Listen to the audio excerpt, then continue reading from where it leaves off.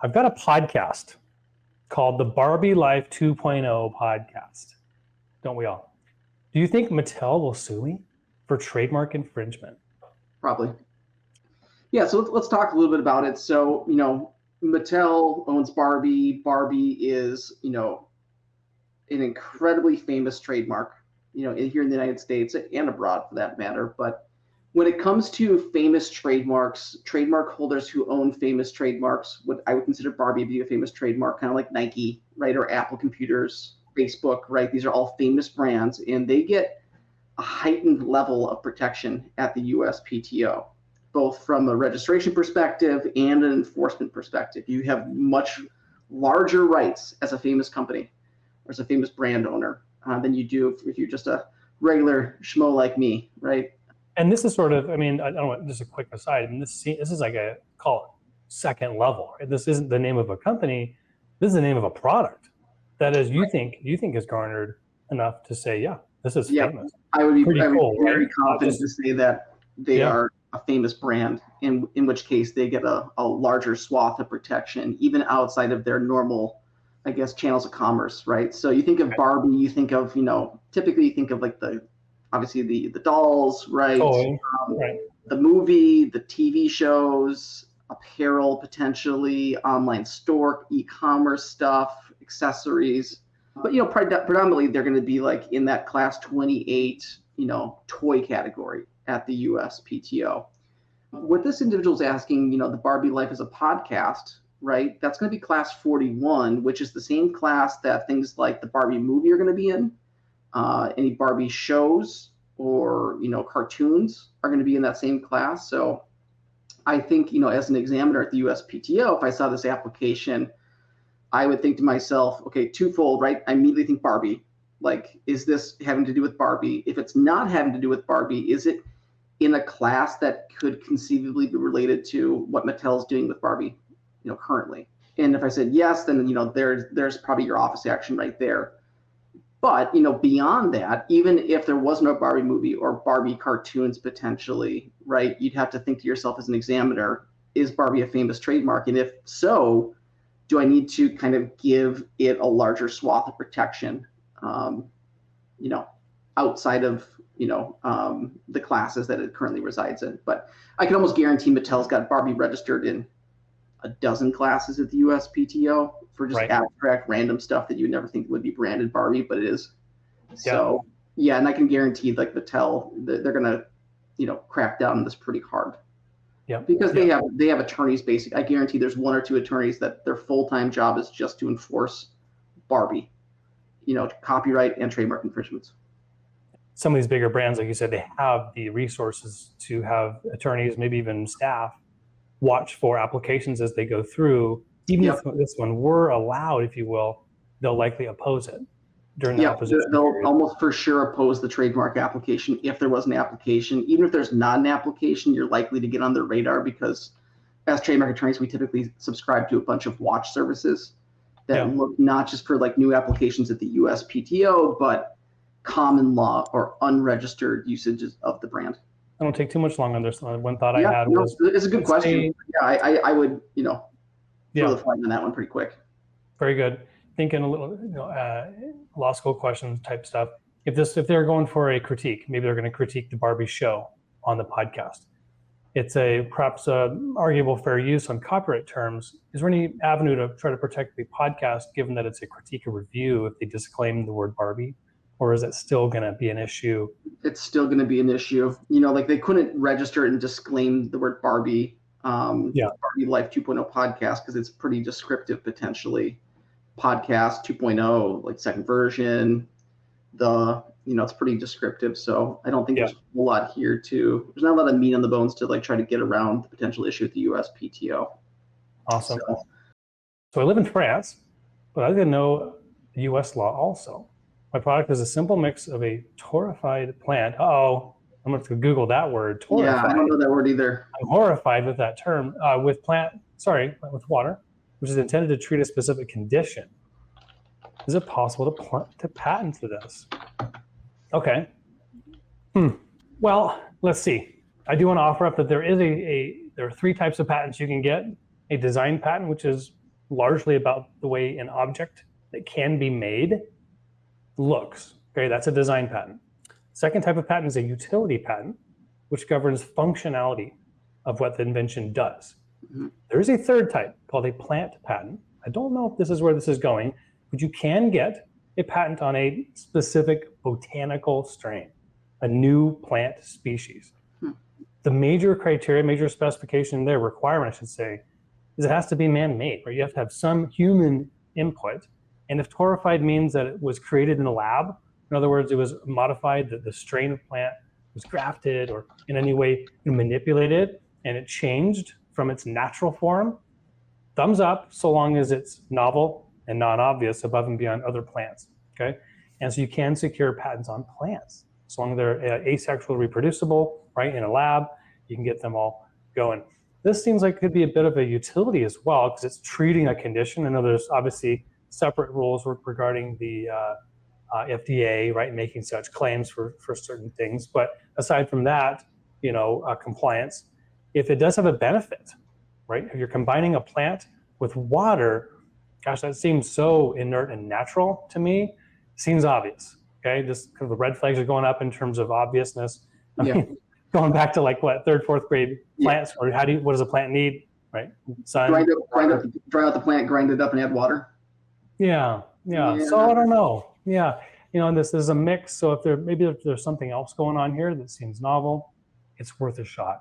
Whether you live in France or anywhere in the world, if you're seeking a patent in that country's laws will govern. And then if you want to, seek patent protection outside of that, there is a really cool treaty called the Patent Cooperation Treaty, where you can get protection in multiple countries through that vehicle. So have a look and talk to a local attorney, a U.S. attorney. Bold patents would be a great option. We'll provide a link for you to schedule time to talk more about that. I formed an LLC. Great. At the beginning of the year. I've been working on building my company, but haven't yet opened for business. Before I do, I want to trademark 2 logos and the company name. I'm getting so confused on the cost of the process because the trademark process. I don't really understand classes versus trademark IDs versus logos. I have 2 official logos that I've made. I'm assuming just, designs, drawings. And so am I right? I'm paying for 3 applications and 3 trademarks plus each class. This is going to be thousands. Crying emoji. Matt, can you save them? What are your thoughts here? Yeah, so lots to unpack there. So it sounds like this individual has 3 different things they want to register: 2 logos and a name. So 2 design marks, what we call them in trademark land, and a word mark. And then they are correct that each of those is its own separate application. So you have 3 separate brands you're trying to register. And then each of those 3 brands could be registered in multiple classes at the USPTO, depending on the product or the goods offered. So it sounds like, there's probably 2 different logos, a word mark, and maybe one's used just on the website for the online store, maybe one's used for the product, maybe they're all used interchangeably, potentially. So yeah, I mean, you certainly have probably 3 different trademark applications at the USPTO, which is each $250 in government fees. But, it's possible that each of those 3 different applications falls into multiple classes at the USPTO, and you might want to file each application with multiple international classes, or file each of those international classes for each of those brands separately. So if all 3 are in 3 classes, you could do 3 applications in 9 classes total, or you could just do 9 individual applications. Okay. And are they far off? I mean, it sounds like it might be thousands just in the USPTO fees on top of the legal fees, right? Could be, yeah. So I mean, each application is $250, and it sounds like they may have 3, so $750. Okay. And then attorney's fees are considerably higher than that.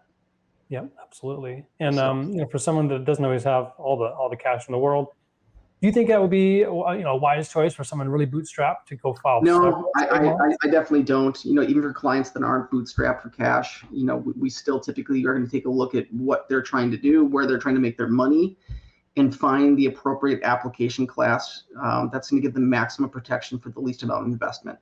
So, if you had 3 different trademarks, I'd probably look at that and say, like, you're just a new business. Like, let's just focus in on the most important classes at this point.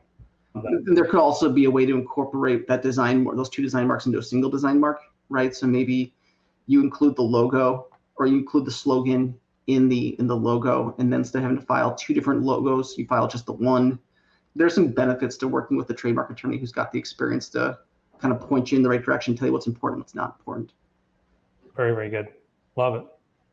Create a safety device after discovering our entire company has been violating an OSHA regulation. We're looking at multiple sites across the US and the world. I presented the device to our corporate HQ and they absolutely loved the idea and want me to create a bunch of the devices for our sites. The device is a simple 3D printed part, but it fixes this OSHA issue as well as solves a potentially hazardous situation. Should I patent it? Sounds like it. The device is used in our company machinery. While I really don't care about making money, I call your bluff. But From the sounds of it, I will make sure everybody's safe. Oh, there it is. But if I can, why not? I read filing for patent is insanely expensive, and if I should file for one, I would want to make these for the company before filing. Thoughts? Okay. I know where this is going. I know where you're going to go with this, JD. Well, this was our topic, what, 2-3 months ago or a month ago? Right. So employee-employer situation, take a look at your employment agreement. I think it's where I would start. Yep. It sounds like, based on the fact that someone asked you to look into this, or you were aware of an OSHA regulation, if your boss asked you to, if your job is to develop devices or solutions like this, and you're an employee, odds are your employment agreement is going to require you to assign your inventions to the company. However, if you're a third party or a contractor and you're not bound to assigning your inventions, you want to make sure that you have independent ownership well before you pay out of pocket, filing fees, hiring an attorney, digging in, and investing your own resources on this. There's perhaps even a third option. If the company is small, perhaps, maybe they're facing some financial hardships, they may be willing to waive their assignment privileges and allow you to own this individually. Right? If you're going to put up your own money to hire an attorney or even do your own research and get the application filed, that's a big investment of your time and effort, and certainly money. If you hire an attorney, you want to make sure you can reap the benefits of that. So that's the first issue, is making sure you decide and confirm ownership. Secondly, I think, if this is a problem your company has and you think it could be applicable to others, and even then more so if you think it's a simple product or a device, that all sounds like it's something you want to seek patent protection for, because someone, as soon as you sell this or it gets out to the public, you bet your competition or even OSHA will be telling others, hey, you should put this thing on your machine, and you want to make sure that they're not going to be able to reverse engineer it and make their own. So a great option is to look for patent protection, get it filed, and who knows? Sounds like this even could be something like a standard on for the industry, safety standard. Yep. And what a home run that would be if you're able to garner the benefits of that for 20 plus years. Yeah, if you were to own it. But you're 100% spot on with that analysis. I mean, first things first is figure out can you actually even own this thing, separate and apart from the company you work for. Yep. Because it sounds to me like that's going to be the company's. Totally.